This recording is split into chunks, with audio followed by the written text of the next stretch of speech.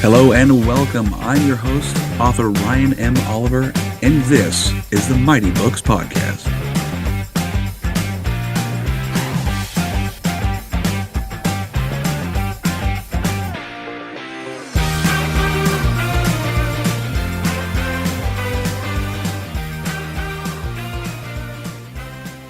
Welcome back to another episode of the Mighty Books Podcast. Today with me, I have Dr. Paul Corona. Paul, how are you doing today? Good. Thank you very much for having me on. Absolutely. So we're here to talk about your book today. Actually, you have a series of books, it looks like. What is the title of your series and books? Yeah, my first three books took me about 12 years to complete. I started about 2002 to about 2014. Oh, wow. These are called Healing the Mind and Body, the trilogy.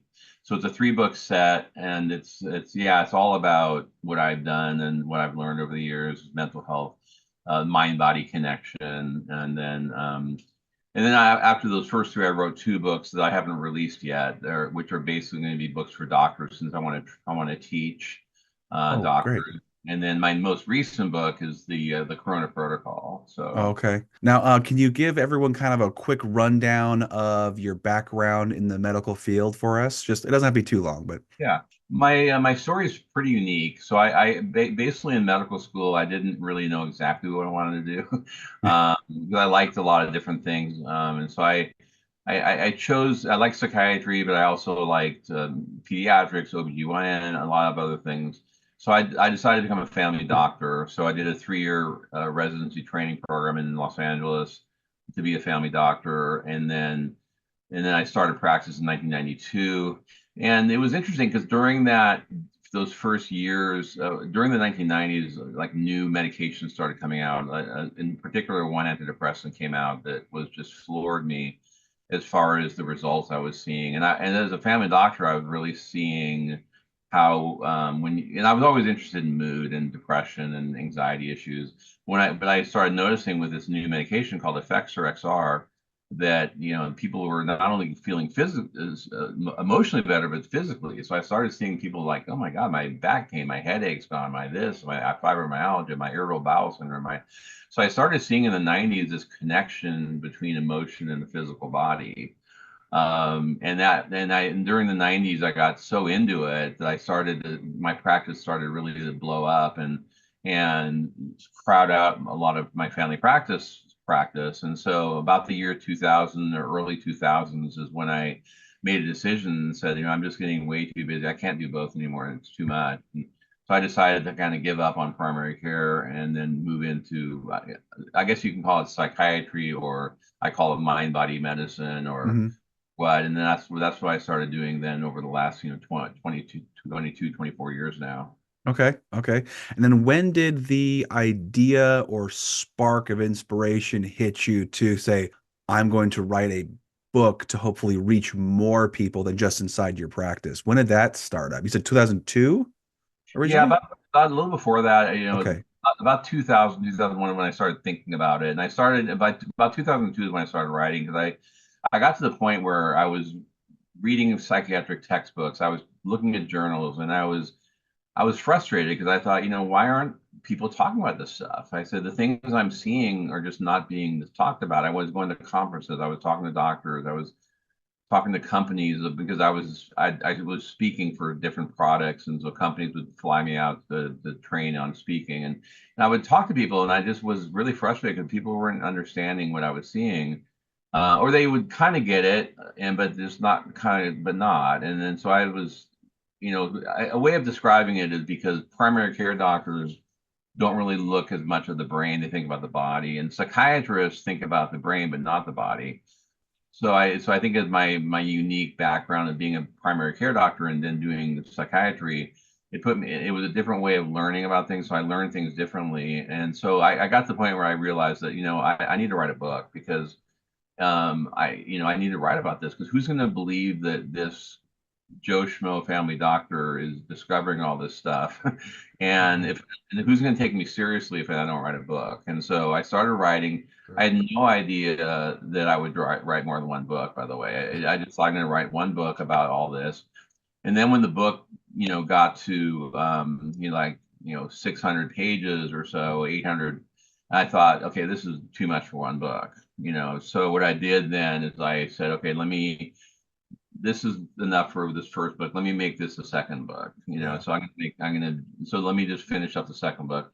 Well, then I started writing the second book. Well, I kind of just kept writing. It was never like starting anything. I just kept writing. And then all of a sudden I wrote another like 800 pages. So then I realized, okay, this is way too much for one other book. So I made it a third book. So it kind of was just over the 12 years, it just kept writing and writing and writing until I realized I was done writing. And then it was, after so it's 1,200 pages of material basically with the three books, and then I stopped. You needed a breather at that Uh, point. Yeah, yeah, take a vacation at that point. My goodness. Well, it kind yeah. of sounds like a lot of nonfiction authors I talk to who they start with their big idea, and then they usually have a small amount to talk about. It sounds like you didn't have that problem. But then they started to add more stories, add more evidence, add more just content in general to that one book, evolving it into a much bigger, fatter book and then a series. But it sounds like you kind of jumped to right the end there. Like I have enough to write a huge textbook or several different novels, or in this case, nonfiction books. Now, do you use? I'm assuming you cite a mass amount of evidence and stories and case studies and the like when you're talking about your books. Can you give a story or an example of when you finally realize, wow, there really is a connection between brain health, mind health, and the body? What really started to turn your nose in that direction? Well, I mean, again, that happened in the 1990s. So that happened the decade before I even started writing. Right. I started realizing that, and then when I started writing, I was just basically from my experience. And there's some case studies. The first two books are, more patient friendly. The third one probably is more for doctors, Okay. more details for doctors, and More technical, I imagine too. yeah. And Yeah. then to talk about the stories, I'll talk about in a second. But what I did, I took a short break from writing because I was tired. And then I decided, like, well, you know what, I need to teach this because I need to do something here. So I wrote two books over 4 years, training manuals for physicians and also nurse practitioners and physician assistants, which there's a lot of. And then as far as this most recent book is when I started saying this book I want to be different, the Corona Protocol.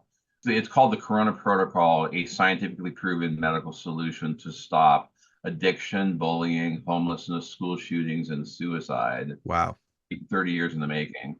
So this book, I thought, this book I want to do something completely different. I want to write stories. So that my newest book is basically 30 original short stories about people who deal Okay. with different types of mental illness. And what I do with this most recent book is I talk about a topic. I mean, the first section is on anxiety disorders, depression, bipolar disorder, ADD, and then I kind of get more and more complex as the book goes. But I talk about the subject briefly. I basically, a lot of the book, I refer people to my first three books. I say, if you want to read more about the subject, go to this book, chapter this or that, or so I Yeah. kind of a lot of referrals back to my first three, and then I basically launch into story about someone who has this condition. So it was kind of my being a fiction reader my whole life and being a fiction fan and a fantasy novel fan my whole Yeah. life. I just thought, this book was a lot more fun to write because it was fun to write stories about people and the fiction part of it. So most of the book's fiction, Okay. some fiction, but mostly fiction. Okay, okay. Well, I know from just past experiences, and I read a lot of nonfiction, fiction, both, but the nonfiction I read is, very business-esque and in different manners of whatnot, or just, random topics you like. But whenever I'm reading about concepts or medical practices like what you're working with, it helps to solidify that information if I can tie it to an actual story. And I know for a fact for just teaching, because I teach for a living. I teach safety out here at the submarine bases out in Washington State, and I safety can be a very dull, dry, just albeit boring talk. It can be very just grossly boring. So the only way to really improve it or hook your audience, because it is somewhat of a performance where you're trying to speak to these people, A, having good energy, but B, being able to tell a good story. And all the stuff I tell is it's legitimate, true. We have facts on what happened to these people, and sometimes it's horrific. Yeah. And we open with that kind of a club to the head, like, are you awake? Okay, good. Well, be awake and alert, because this could save your life or the lives of your coworkers. And as soon as I throw that kind of answer that why question with a pretty awful story, all of a sudden that information sticks a lot better than if I was just to tell them a straight up fact. Because Right. facts are just dry and they don't trigger that emotion that really helps with our memories. Right. So I'm glad you employed that same kind of tactic, if you will, in writing your books as too. So big thing is mental health. That is like gigantic, has blown up over the past, I would say, I mean, you're probably more of an expert than I am on this by far. 10, 15 years, I would say it really took a serious uptick. Yeah. What solutions, like you said, it's a huge claim, getting rid of bullying, suicide, at least definitely reducing it. What solutions have you found work best for people who suffer from anxiety, depression, bipolar, or other mental stress issues? Well, it has gotten worse, and I think it's just and even more recent years, especially after with COVID and the Oh pandemic, yeah, it just ratcheted up a whole other level now. The kids and depression is really and anxiety really common in teenagers, and hmm suicidal thought and has gotten worse. And I think so. I think it's important because people say, well, is this just something that just happened, in the recent generation? It's happened since time began. I think people have dealt with this, and people say, oh, they're, because I get a lot of like family history because it's a genetic issue, and people have to understand that this is not just, well, I'm stressed because of a certain situation. Anxiety and depression happens for the biggest reason is genetics, runs in families.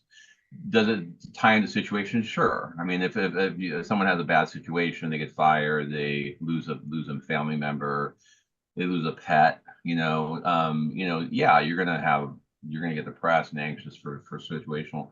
But when you go back and people say, well, I don't have a family history, but let me see my dad was an alcoholic, and my grandma, oh yeah, his father committed suicide, or my grandma was a very nervous lady, and right. so that's the genetics part, and Yeah. you have to realize that it's a medical problem. I think, yes. Do I talk to people about exercise? Absolutely. hmm Exercise is important. Learning how to relax, learning how to breathe properly, learning, Yeah. like meditation, yoga can help, no question.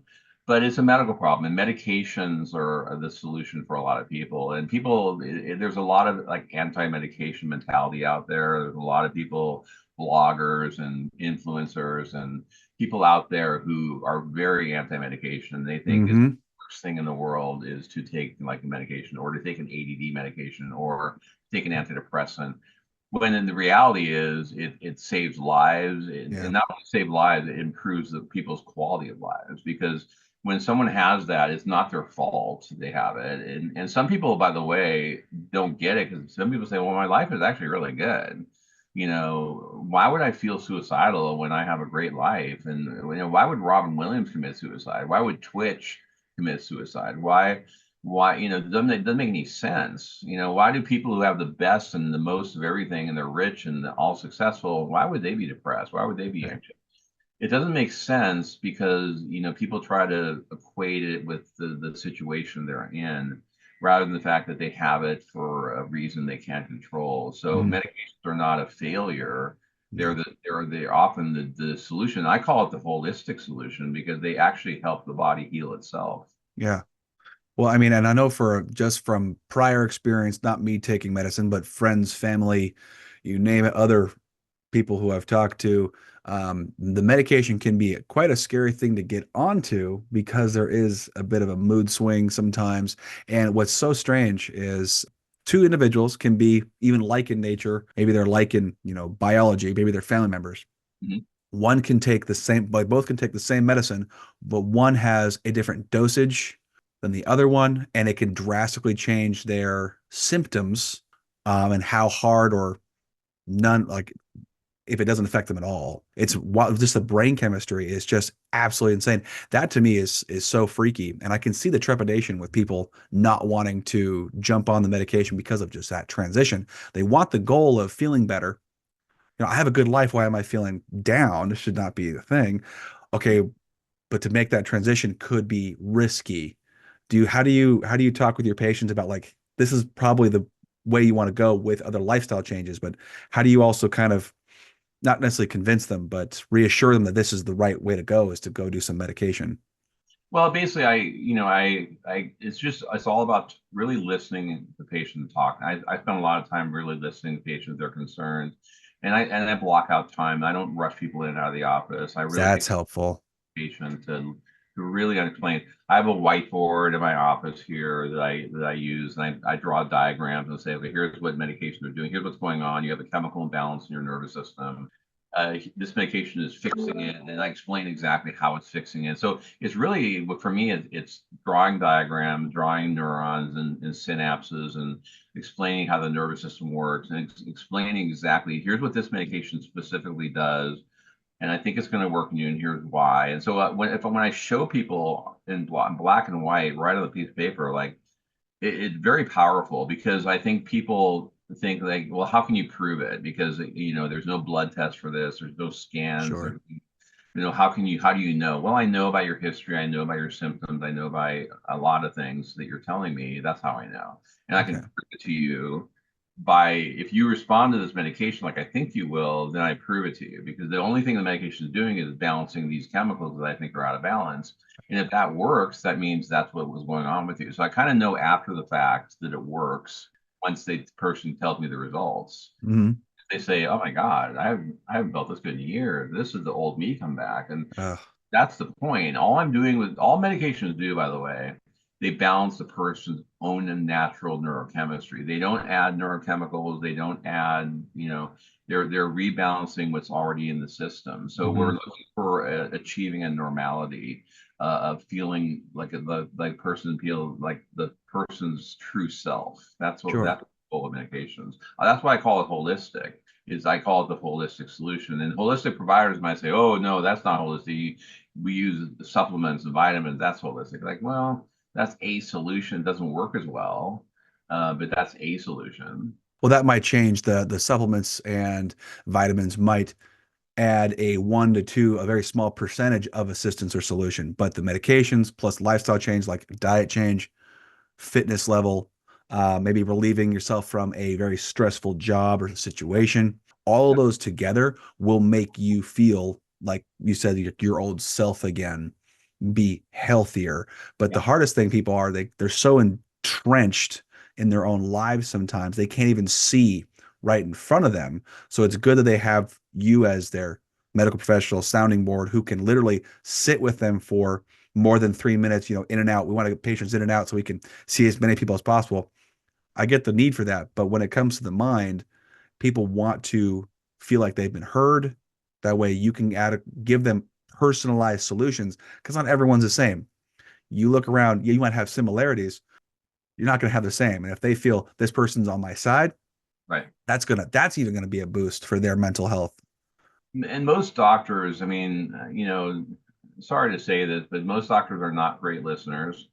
And they rush people in. They don't explain what they're doing. They, hey, just take this pill, but they'll just take it. Don't explain what they're doing. And I think people feel, people just leave the office feeling like, really, that's That's the you solution. they're unsatisfied. So with me, I do weird things. I call people back every day. I never leave the office without calling everyone back.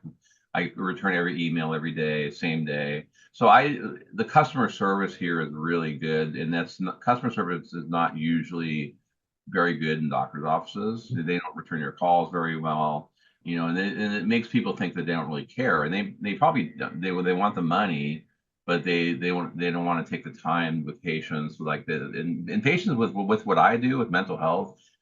these are people who really, really need help. And, it's a serious business.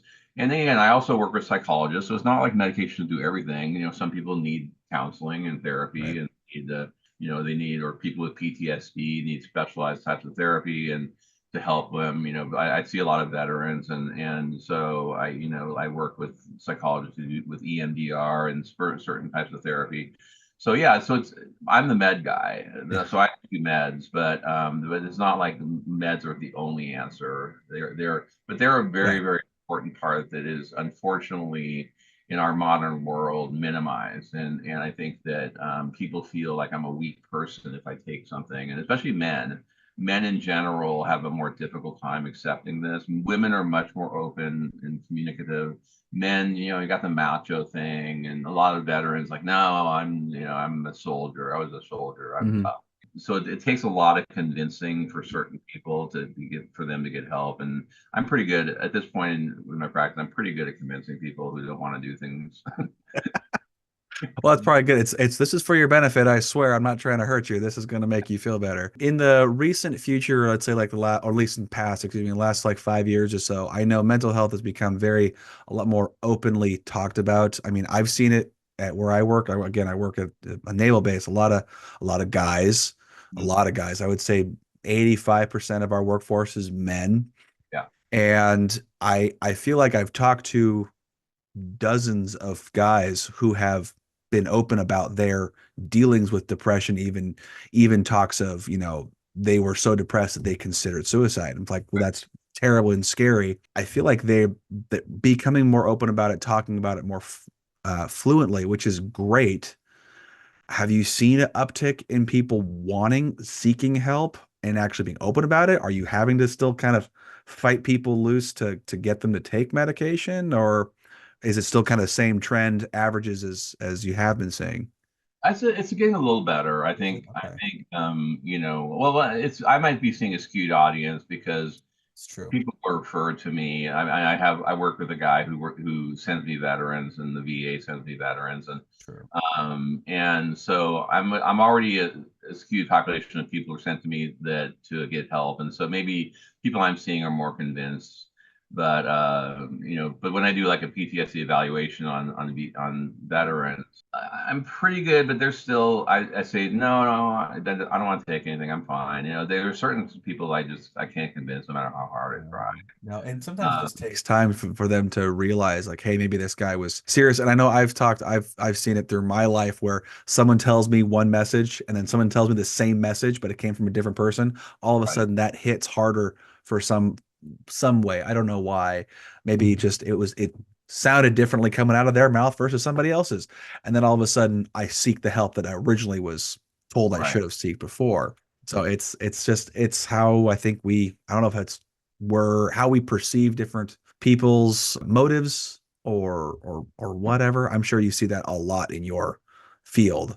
Oh yeah. Now, so with your how much time you take with each patient, I assume that would limit the amount of guys and gals you can see on a regular basis. Block an hour for a new patient, and then Okay. follow up. Okay. It's usually 20 minutes. Yeah. So yeah, I see. I can see about 20 people a day. That's pretty good. Are you working long hours or I pretty work. good, I work a reasonable? lot. I work a lot. But no, I get I about 8 or 9 to 5. So, Okay. but I can see like 3 people. See if it's a follow up patient, I can work pretty quickly with people who are, a lot of them are just doing great, and it's just follow up and Good. just tweaking the medication here and there. A lot of tweaking here and there with things that can improve the results. And Yeah. you sometimes I get the results just right, and you're good. Everything's great. Okay, I'll see you in 3 months. You're good Yeah, to yeah, go. yeah. Mhm. Yeah. And I assume with your follow-up things with the emails and phone calls, that probably takes care of a lot of some anxiety of like, I got to go see and talk and see how I'm doing. It's like, well, I just had a 2 minute conversation with you. That might have prevented them from coming back for another few Right. months so you can see somebody Exactly. else. And I told people that look, and well, what I do with every new patient, and I tell them to call me in a week. Sure. Whatever I do, whatever intervention I make, I can already tell within 1 week if it's the right medication, if it's the right direction. So I tell everyone, and again, just right there, telling me to call me in a week, no doctor does that. Okay. Yeah. And so just there, it shows with my care, which I do. And it also it establishes that communication. So they know, realize that actually I do return calls. And so I do return calls in between appointments. Now, if it's been Nice. a long time, it's like, okay, this person needs a visit. I've already done like two or three or four calls. It's time for a visit now. Yeah. So there's a limit to it. But yeah, I make myself very open in between. And if it's not time for follow up, they just have a question. They just ask it. And then sometimes I'll just do a quick follow up Mhm. phone call, no charge. Yeah. Tweak, I'll say, let's do this before I see you next. I want you to do this or do that. And then I tweak certain things and see if I can get better results with medications. Absolutely. A lot of that. And there's Yeah. so that, yeah, so it's a busy day because it's not just patients, it's just a pile of phone calls I have to do every day. So I do that during lunch. I do that, when I have time and or at the Yeah. end of the day or what. But Yeah. Well, it sounds like you carve time out to make room for the patients, which is amazing. Because I've had many again people I know who like complain they don't have enough time with their doctor, but the moment that the doctor gives them an extra 15 minutes, 20 minutes, however long they can, it's like, oh, it was such a great appointment. We got through all this conversation. We even got through the root of this problem and that problem. It's like, well, great. Or we're trying different things, trial and error. Because I'm honestly, it's a lot of just best guess, based off of past experiences. Let's try this, see if this works, and that goes great. We can move on. But it's that time to trial and error that makes them feel like we are working on the problem. We're trying to get to, right, a nice habitable state where I can live my life without having to worry about right, these dark thoughts in my head. exactly. Yeah. Nick, and so one of the points with your the book that's more technical towards doctors is that to kind of because I've heard there's a huge disparity. Like we need more people in the mental health industry. Is this another way to kind of get folk kind of recruitment, honestly? Is it kind of a recruitment tool too? Well, my third book, Yeah. my series is, yeah, I talk a lot about how to take a good history, how to, communicating with patients properly. I have a whole chapter on medications where I detail every medication, detail dosing, everything. So it's a pretty detailed book. But this is what led to my fourth and fifth book, which I haven't released yet, because there's a lot of providers out there who need help and training. Heck yeah. Now, especially primary care doctors, where they do some of it, but not a lot of it, and so they Okay. don't feel comfortable with it. There's a lot of what we call mid-level practitioners, which are nurse practitioners and physician assistants. They're not doctors, but they can prescribe and they get training, but not nearly as much training as a doctor does, and they need definite more training. And when it comes to mental health, they definitely need more training, in my opinion. And I've seen their results. I've seen what they do, and it's like, okay, why are they doing this and that?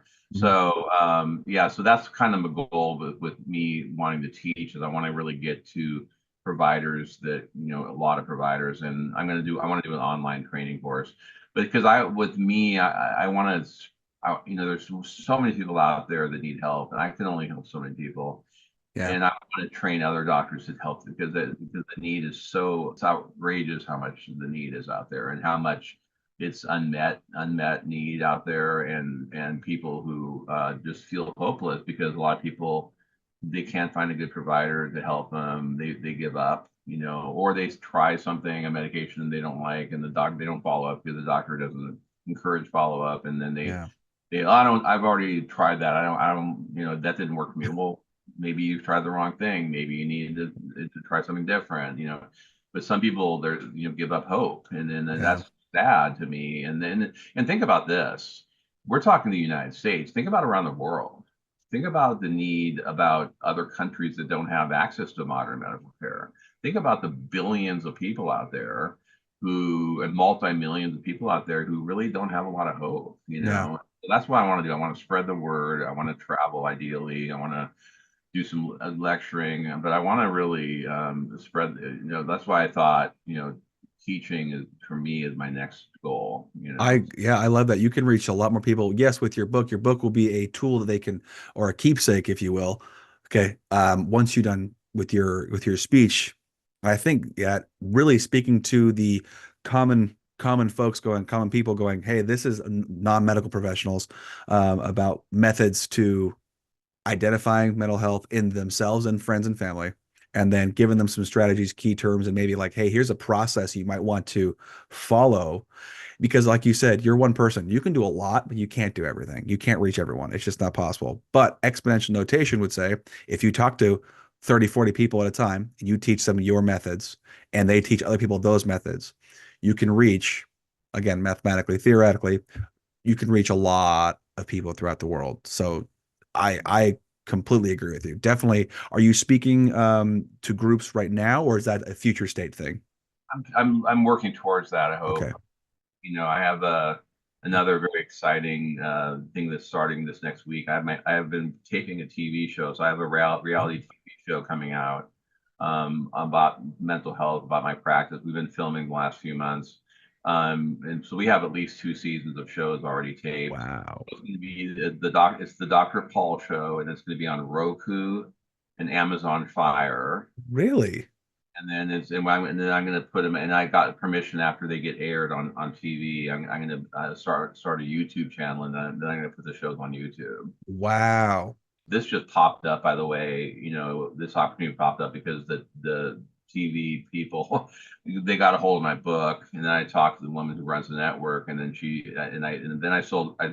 I mailed her my first 3 books, and then she called me back, and we had a Zoom meeting, and she's like, wow, would you be interested in doing a TV show? I said, yeah, I actually I would, because I thought, now this would be a good way to spread the word, is if I No kidding. and then I sell more books that way too.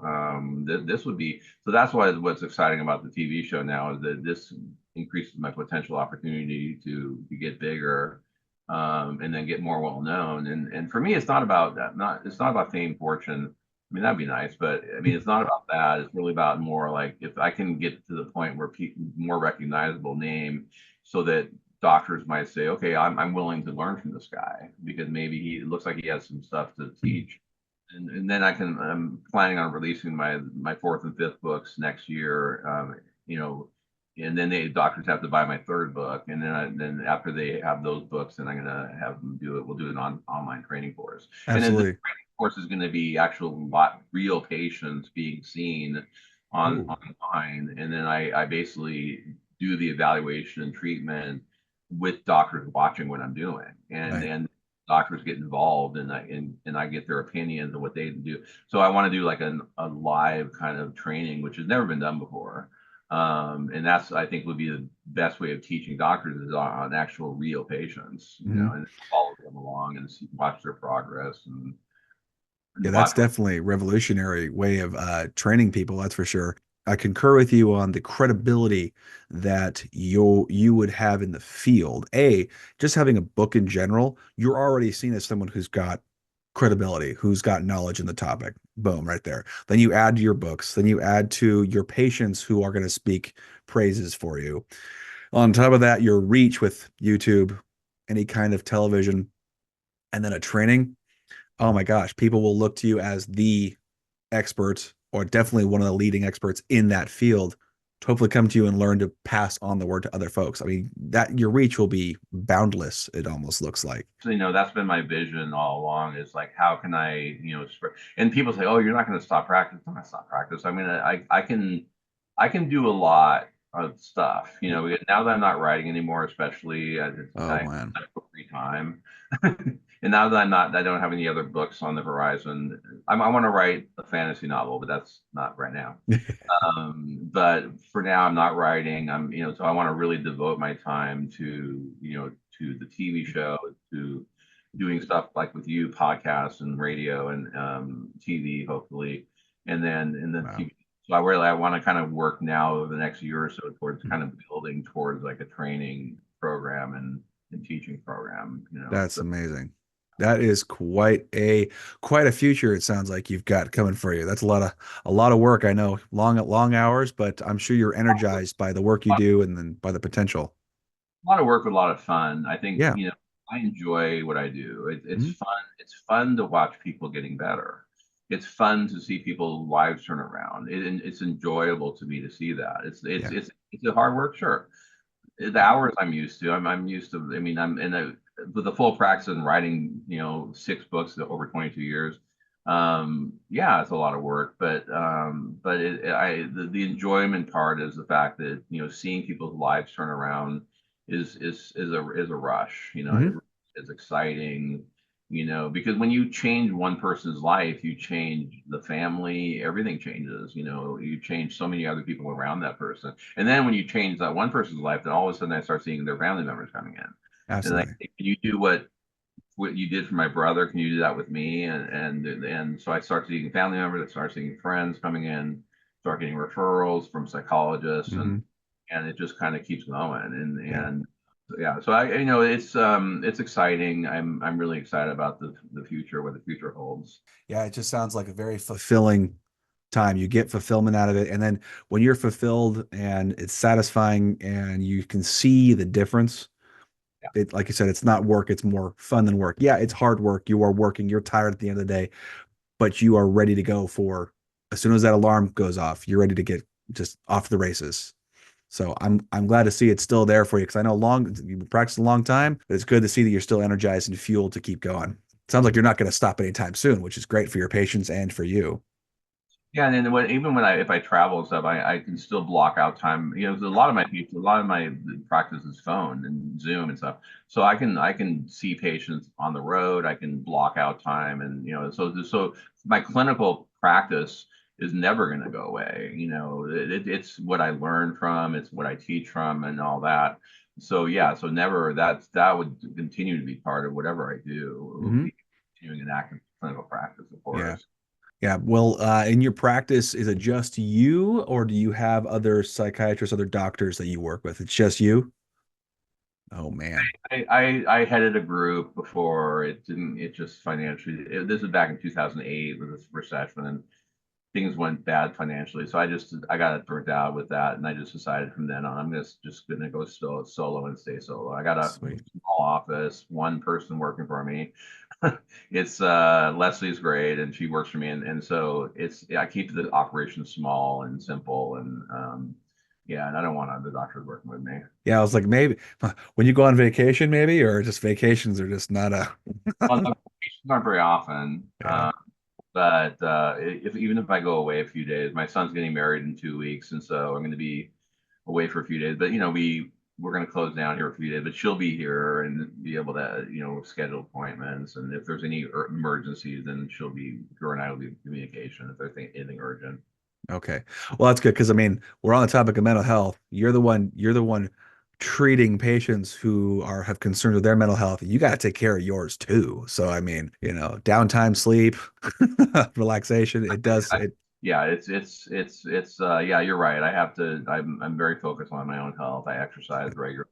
Try to eat that right. I can do better there, but anyway, We're not perfect and food is just really good. I I do too. like I have a tiki bar at my house. I got a kegerator, and so I got cold beer on tap. I only do that on the weekends a little bit, and so but yeah, I like my food and my beer, so that's my but so I got to keep that, make sure to keep that controlled. So Everything in moderation is what they tell me, but whatever. Oh man. Okay, so when it comes to the causes of the mental health, because again, I'm not sure if mental health has been around, like the struggles has been around since humans could walk, or if it's become more prevalent to our eyes because of things like social media, the media in general talking about it. Maybe we finally figured out what everything is. Do you think mental health is just getting worse on an average, or are we yeah, just more aware of it?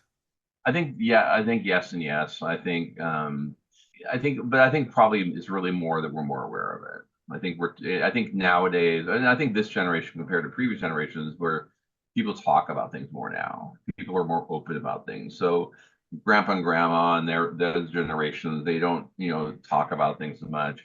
Suffering is noble and life is suffering. That's just the way life is. And it is to some degree, but it was more stoicism back then, and there wasn't the open communication. Yeah.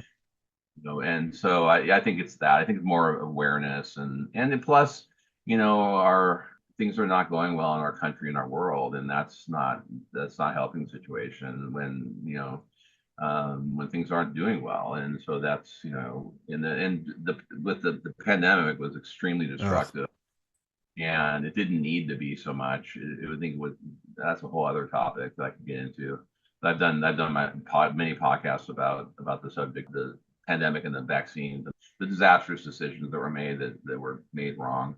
Hmm. So that just added to it. And then you got kids, a couple years loss of school. That's not helping the situation. Hmm. And so yeah, so it's I think it's a lot of that, and but yeah, I think just the awareness, mental health awareness, that definitely increased, which is good. Hmm. Oh, Just 100%. now what? Okay, the awareness is there, but how about getting it treated now? That's Right. what's lacking for a lot of people. Yeah. And that's where you and others like you who are in this field are making a big difference. And other programs that have come out, we've got programs at my work that allow us to get access to someone who could talk to you. And there's a lot of different things coming up now. But I know that I can't remember what study I heard, but they need more doctors focusing on mental health just by sheer numbers alone, because people are identifying it, trying to treat it. And it's just so hard when you have one person to, let's just say 10,000 patients. I'm throwing that out there. I'm not even sure if that's close, but we just need more people. So hopefully what you're doing is going to help with awareness just from the normal population, and then inspire other people to maybe go into that field as well. Well, and there's not enough psychiatrists around, and frankly, I mean, I have some friends who are psychiatrists. They're not all bad, but they're not all good. Like any profession, a lot of psychiatrists, they're too expensive. They don't spend the time. They don't communicate well. So where the bulk the providers are is primary care. So that's Mm, why, being a primary care doctor, I can speak to primary care, family doctors, pediatricians, physician's assistants, nurse practitioners. Right there. That's the bulk of providers. So if I can get to those providers, that's where I can make the biggest difference. mm, Psychiatrists, are they going to listen to me as a family doc? Maybe, because I'm not one of them per se. I hope so. I mean, I hope they can say, hey, this guy has perspective that we don't have, maybe that we didn't get in our training.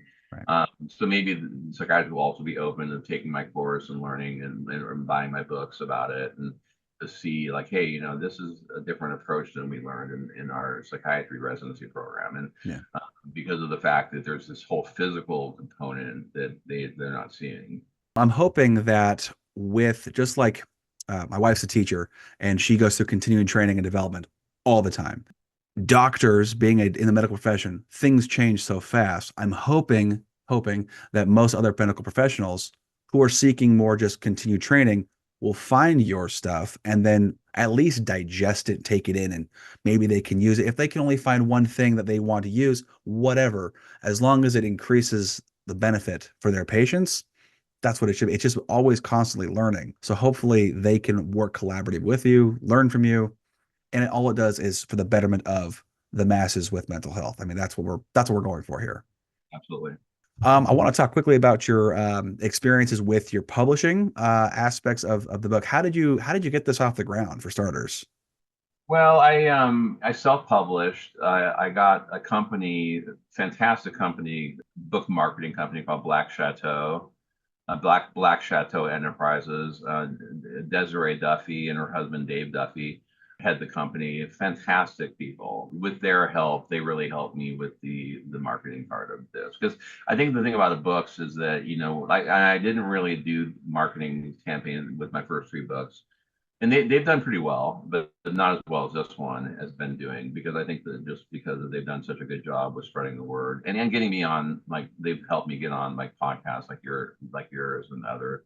I've done a lot of them, and that's why I think my sales are doing really well. Mm. And it's my book now, my most recent book has a 5-star rating on Amazon with all 5-star reviews, and it's on Barnes and Noble and Walmart. But it's I think the thing about self-publishing a book is that actually getting it out there and getting the word out. That's If you don't have a publisher, it's very, very difficult to get a publisher. Yeah. Unless you're like a really well-known author who's sold millions of books, it's really difficult to find a publisher who's going to back Mhm. you, because the Yep. publisher is the one that can get you out on a book tour and that kind of thing. But so I didn't have that, and it's very difficult to find that. So I just did it the way of self publishing. Yeah, well, and, to add to that, you are a little busy, so you might need a little assistance with the just the time aspect, so you can, your practice doesn't, falter. That needs to stay strong. That's your core, and then the books are the tools to get people to understand, like, hey, this guy's an advocate for mental health. He's a professional in that field. So having a couple extra partners in your, we'll just call this your business essentially, with the authorship stuff, is only going to assist you, only better your lives and the lives of other people's that it reaches. Finding marketing professionals, 100% would recommend it, especially in your case. You don't sound like you have a lot of minutes to spare. Yeah. Right. Not even close. Not even close. But when did this book come out? This book came out in the spring. I think about, I think it was March or maybe April, March, Okay. April. Yeah, I'm just very happy to hear the comments I hear from patients, the reviews online. I mean, I'm really happy how it's doing. I'm very proud of this book. It took a lot, to get it just right. I did tons of editing, like I do with all my books. I just a lot of editing, a lot of time to get it for. This book is so enjoyable because of the storytelling aspect, and a lot of the stories are based, on some of my patients, my experience with patients. Some of them are completely made up, like the school shooting case, and I don't actually have the school shooter as a patient. But yeah, some of the stories are pretty out there, a little bit creepy. Like Stevie, I talk about personality disorders. I talk about narcissists and sociopaths, and so I talk about Stevie, the sociopath, like teacher who is a pedophile, and I talk about a guy who's homeless. I talk about the woman who commits suicide. I talk about some pretty grisly stuff, Sure. and so addiction. I talk about the guy who's struggling with really severe addiction, and so the book starts kind of mild and gentle, and then it kind of builds and builds as the book goes along, and the stories get more and more involved, and Mhm. Yeah. and then I tell my story at the end of the book. Towards the end, I tell my full story from beginning to end. Difficult, good times I've had, some of my own difficult times I've gone through, how I've gotten through those times. So it's also a testimony of myself, and this book is very personal to me. This Mhm. is definitely the most personal book I've written. Yeah. Uh, there's a lot of me in this book. You know. As there should be, as there should be. And especially if you, I don't know if you've dealt with, mental health yourself, issues in that regard. So if you admit that and be very raw and open to your patients, they're more likely to listen to you because, oh, well, he's maybe still struggling or dealing with it, or somehow he ended up on the other side where the pastures are greener and everyone's happier and there's rainbows and butterflies. How did he do that versus someone who, you've probably seen this, heard this a lot, but someone who's never dealt with depression, talking to someone with depression, well, just get over it. Stop being sad. Like, oh, there you go. I have now solved all my problems. Thank you. What you call me? Oh, I didn't realize. I should just suck it up and move. And then some of the stuff my wife didn't want me to say and share, but I just wanted to put everything out there in my own, because that's what I've heard from people who've read, is like, adding some of those personal things shows me that, hey, you've had some struggles, stuff you've dealt with, and you've come through the other side pretty well. Mhm. It gives us hope that. So yeah, I did that. I don't want to ruin the book for people who haven't read it, and I don't want to get into details. But yeah, you'll see if you read the book, you'll understand. With that said, how can people get a copy of not just your most recent, but your other works as well? So my first three books, Healing the Mind and Body, the trilogy, they're available on Amazon. And my newest book, again, is called The Corona Protocol, a scientifically proven medical solution to stop addiction, bullying, homelessness, school shootings, and suicide, 30 years in the making. So that's this is it's available on Amazon, Barnes and Noble, and Walmart. My website, drpaulcoronamd.com. So DR for doctor with no period, drpaulcoronamd, like for medical doctor.com. that's my website, and on my website, there's a lot of stuff about my books. There's a link right to Amazon. There's a lot of stuff about my background and training and testimonials on there. And there's a bunch of stuff on the website. I have a podcast, the Dr. Paul Show podcast. I haven't done a lot of them recently. I've done a lot in the past, but with the TV show now, I've kind of slowed down the podcast, and now I'm moving in more to spending my time more with the TV show now. So the TV show again is the Dr. Paul Show is going to be on, and it's starting like soon, like today or tomorrow through Tuesday of next week. The Dr. Paul Show is going to be on Roku and Amazon Fire. Okay. And then I'm going to also I'm going to open up a YouTube channel and put it also on YouTube. Wow, you are one busy guy. Dr. Paul, thank you so much for coming and literally having to probably carve out an hour to chat with me. I really appreciate your time and talking to us about this very important topic. I could talk about this subject endlessly. So thanks for having me on. I really appreciate it. Absolutely. And future state, if you ever want to do another conversation, you got more books coming out. You said you had a fantasy one you want to do in the future. Cool. I'm happy to talk about anything related to books, the topics, the process, everything. Please, like I said, call us up. We'll Yeah. do another chat like this. Yeah, the fantasy novel is a concept I thought about in middle school. And I've written about 5 chapters, but it's probably going to be a trilogy. But it's like I'm so burnt out with writing now. I thought this is a future fun project when Yes. I don't have the time right now for a while probably. And that one I want to do maybe with a fantasy author so that I can collaborate with somebody who's a better writer than me, fiction. And so that's why. But that's a future fun project I want to do at some point. So, Absolutely. Well, I'm glad to see you've got more the more hobbies than just working and getting all that stuff out there. And future projects are great too. And you'll jump on that and have a fun time with it. Maybe you won't have to collaborate. Maybe you can, maybe you don't have to, but something to look forward to when you have a little more time in your life. exactly. It, maybe retirement, who knows? But again, thank you so much for coming on here. I really appreciate it.